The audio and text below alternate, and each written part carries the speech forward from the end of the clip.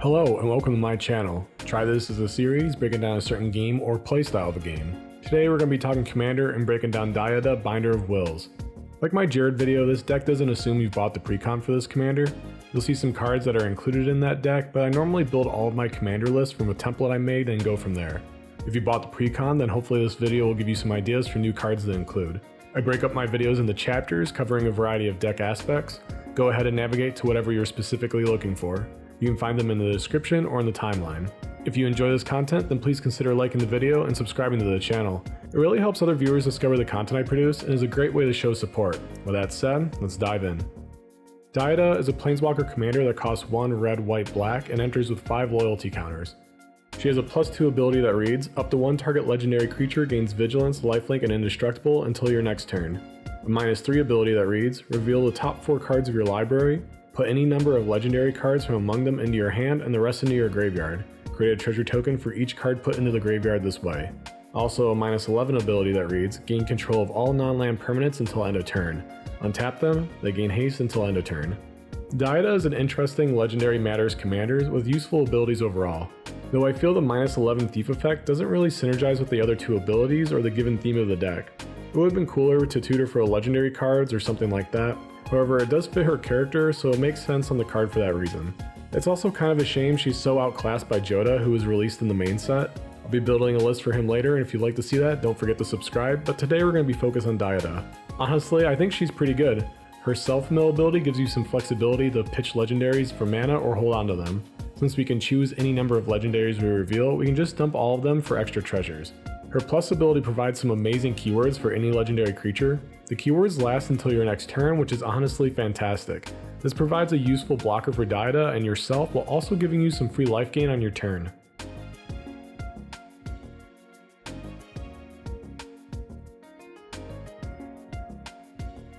We're going to play out some value legendary cards that eventually beat down our opponents with combat damage. Using Dihada's +2 and -3 abilities, we should always have some utility to either ramp us or provide useful keywords.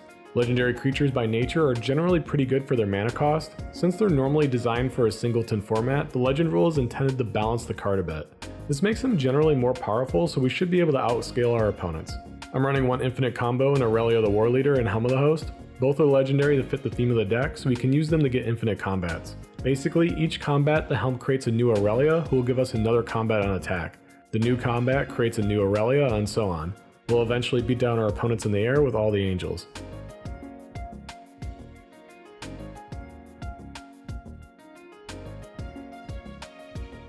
Dihada is actually a really effective ramp effect in our list. In testing out the deck, I often just dumped all 4 of the revealed cards into the yard for mana, even if I got some legendaries. Dihada having both ramp and card advantage built into 1 ability makes the deck pretty reliable overall. I'm also running my auto includes in Soul Ring, Arcane Signet, and Thematic Compass. I've always found Thematic Compass to be a reliable card at any point in the game.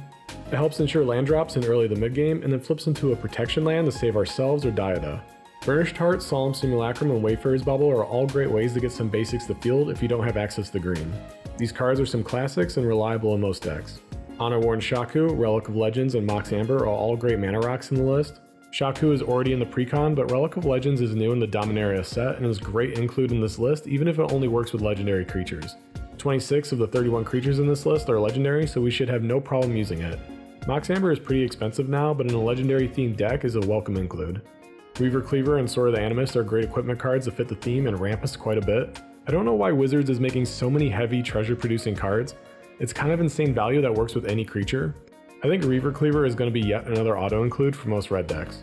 Captain Lannery Storm and Dockside are 2 great treasure producing creatures. The Captain is also legendary to fit the theme of our deck. To wrap it up is Smothering Tithe and Ornithopter of Paradise. The Ornithopter is always a nice mana dork to either have as a blocker for our commander or to tap for whatever we need.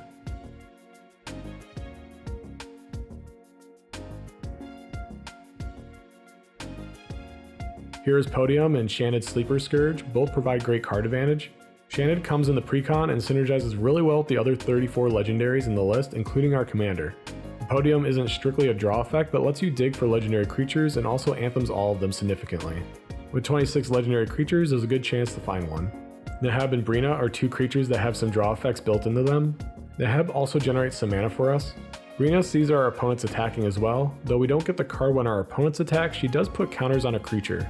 With Dihada providing keywords to something, we'll likely have indestructible blocker, making the incentive to attack someone else even more enticing.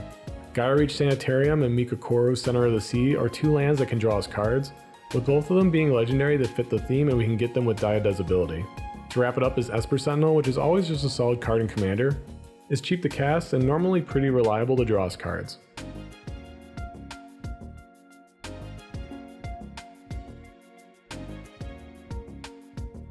First up is Primeval's Glorious Rebirth, Urza's Ruinous Blast, and Search for Glory as some amazing cards for legendary themed decks. I'm a little sad that legendary sorceries didn't make it back in the Dominaria set, but these are some classics providing some one-sided value against most opponents. Search for Glory is a tutor that can get specifically legendaries. It's always a nice budget tutor for legendary decks. Sir Conrad, Vito, and Yahani are all great legendary creatures to run with Dihada. Sir Conrad provides even more synergy with her -3 ability and just some general burn effects for our opponents. Vito synergizes with her +2 ability or any other lifelink effect in the list to also burn our opponents. Yahani is always just a nice creature that's difficult to get rid of. If we get him out early, he'll likely grow out of control, providing huge value with Dihada's +2. Shadow Spear, Wand of Orcus, and Blackblade Reforged are all great equipment cards to synergize with the theme and the beatdown strategy. The Spear is always a nice card and provides trample in addition to the keywords Dihada provides. The Wand can enable a go-wide strategy as well. Though this isn't a crazy lands deck to take full advantage of Blackblade, it works really well in legendary themed decks, being legendary itself and to get the cheap equip cost. Itali, Odric, and Razaketh are some heavy hitters for value in this list. Itali is always just a solid card that assembles its own board states. Odric actually applies his buff on everyone's combat, so if Dihada provides her buff to one creature, Odric can apply it to the rest. Razaketh is always a scary creature to see. Not only is he a large creature with flying and trample to fit our beatdown strategy, he has a very effective tutor effect to get any answer we need from our library. Aetherios, Liza, and Tashar all have some form of recursion effect. Tashar is especially reliable with so many historic cards in the list. There isn't a ton of 3 CMC or less creatures, but can help get back some creatures we previously lost or milled. Zirium, Kranko, and the new Bladewing can all generate creatures for us and are in the precon. Zirium scales like crazy, and I'll be releasing a video on him soon, so subscribe if you don't want to miss out on that. Bladewing works well with Dihada, having great self-mill effects. Kranko is a little slow, but with Dihada's indestructible, makes him safe to swing out and build up his power. Arvad, the new Heliod, and Day of Destiny can all anthem our creatures. Heliod is cheap to cast and very effective between his own ability and Dihada's +2. Arvad and the enchantment are also both in the precon and provide nice anthems for our creatures. I normally don't discuss lands in my videos outside of the draw lands. Mana bases can be expensive and really generic for most decks. However, there are several expensive lands that I'd like to shout out for this deck. Urborg, Dark Depths, and Gemstone Caverns are all legendary lands that are useful to run and synergize with Dihada. Urborg is generally run with Cabal Coffers to make a ton of mana. Personally, I don't normally run this combo. Outside of mono black decks, Cabal Coffers is a pretty bad land without Urborg. I normally don't advise running 2 lands in the 99 that rely on each other for value. Without tutors, it tends to be pretty inconsistent and unlikely to get. An exception for me is Dark Depths combo with Thespian Stage because the stage is a pretty useful utility land outside the combo. If you aren't sure how this combo works, basically you copy Dark Depths with Thespian Stage and it instantly makes the 2020 token. The original Dark Depths will need to be sacrificed to the legend roll. The new copy won't have any counters on it and it instantly sacrifices to its effect, making the token. The token is also legendary, by the way, to synergize with Dihada's ability. Last up is Gisela and Camball. Gisela makes beating down our opponents in combat really easy while also protecting us. Camball has a useful burn and heal effect that's good against most decks.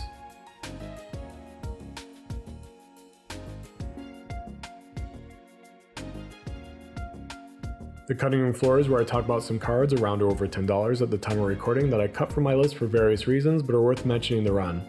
Though these cards didn't find a home in my list, they might find a home in yours. First up is 2 Praetors in the original Sholdred and Elishnorn. As legendary creatures, they fit with the theme and are really oppressive cards for our beatdown strategy. I cut them both for power reasons. This deck is already running some pretty powerful cards and I didn't want to just turn this into a good stuff deck. Legendary Tribal can tend to be powerful, so I felt like it was a good idea to rein the deck in a bit. Next up is Prosper and Avacyn as 2 scary legendary creatures in Commander. This deck doesn't really take advantage of Prosper's value engine. He works better at the head of his own deck. Avacyn I always felt like is the queen of win more cards. There are plenty of ways to get rid of her like Cyclonic Grip, Merciless Eviction, and Farewell. However, the answers are pretty niche, and often when she hits the field it just sort of feels like concede on resolve for many players. I like getting ahead and being a threat, but personally I don't want to assemble a board state that feels unbeatable for my opponents. Dangerous and difficult to face, sure, but hopeless no. Black Market Connections is a cool new card with a variety of utility. With Dihada being able to give lifelink, the cost of these effects shouldn't be a big deal. It's a super cool card that would fit really well in this deck.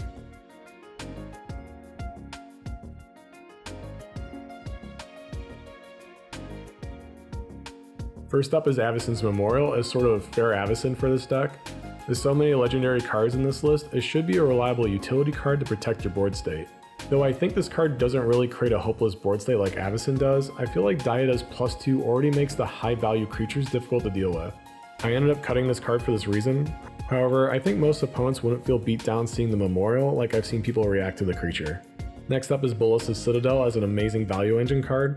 With Dihada providing lifelink, we should have plenty of life to pay for the cards. I normally don't include this card in my decks anymore. I think it's a really cool card and it was a staple in my Tasted deck for a while, but it just sort of paints this huge target on you. Nothing feels worse than casting it and hitting back-to-back lands only to get 3v1'd until it's gone or you die. So play at your own risk, but it's a sick card for Dihada. Next up is Marchesa and Thran Temporal Gateway. Marchesa is a cool card in the 99 of this deck. She introduces the Monarch, which is always fun and can be a hasted 3/3 for Dihada's +2 ability. The Gateway is a nice way to cheat out historic cards at instant speed. This can be nice as there's plenty of expensive creatures in the list. Ketra's Monument is already in the precon, but if you're buying this as singles, it's a great card for the list. At 31 creatures, this is a pretty heavy creature count compared to most decks I have, so you should get plenty of value in the cast effect. The mana reduction is also a nice bonus. I didn't cover every card in this deck or every suggestion I have for Dihada, so if you'd like to see the rest, check out the deck list in the description below. If you enjoyed this video, please consider clicking the like button and subscribing to the channel. Comment below on cards you think synergize well with this commander, and if you have any suggestions for commanders to build in the future. Thank you so much for watching, good luck, and have fun.